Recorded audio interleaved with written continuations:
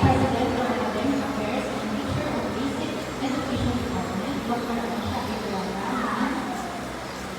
College Registrar, Ma'am Anjanette T. Hikamaka, Administrative Officer, Ma'am Alma Martinez, to my former coach, Sir Julius Perlin, my former advisor, Sir Julius Loya, dearest students, distinguished faculty, non-personnel, teaching staff, proud parents, and guests, firstly, let me extend my heartfelt congratulations to each and every one of you.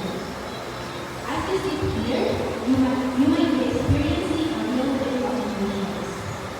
Some are excited, some are nervous, or some might be clueless on what to do after this celebration.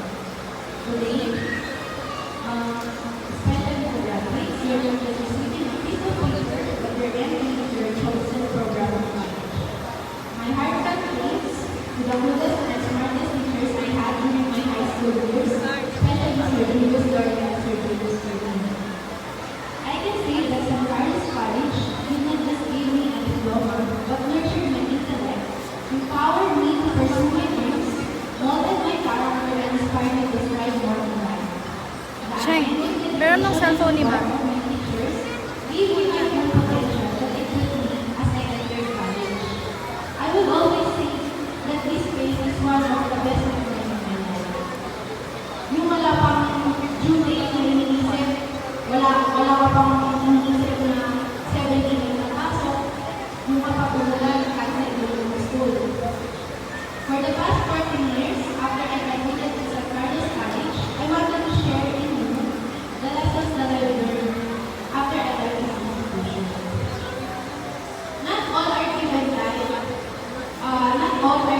chance to go to college. Sabi nga nila dati, hindi pa yung mahanap, pero hindi na sa institution. Kaya pag nabigyan ko ng pagkakataon, ibigay na nila yung isang porsyento sa pagkakataon. Kuya, atensyon, effort at oras, i-absorb na lahat ng tayo ng i-absorb. Dahil na yung magiging foundation sa career na tatakain mo. Kapag may narinig ako na nagsasabi na hirap na daw sila sa pag-aaral, hirap na daw sila sa kurso ng hindi nila. Ito yung lagi kong sinasabi. It is better for you to suffer 6 years studying or more than to suffer the rest of your life. Nothing will guarantee us the best future, and at least when you face the real world, you are equipped. Success is often defined as a title, a salary, or impressive corner office. But for me, success is how many people you have touched with your life. It is how you have changed someone's life for the better, even in the smallest things. Also, please prioritize your family, health, your peace, and happiness. Because money, power, and fame are located everywhere.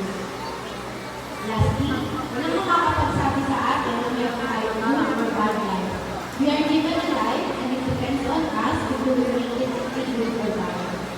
Just like a man, may kanya-kanya tayong panahon ng pamamahay. With passion and determination, it will lead you in achieving your goal.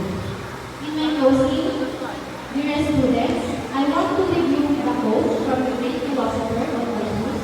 You have brains in your head, you have feet in your shoes. You can steer yourself in any direction you choose. You are the engineer of your own plans. You are the artist of your own portrait. And you are the author of your own story.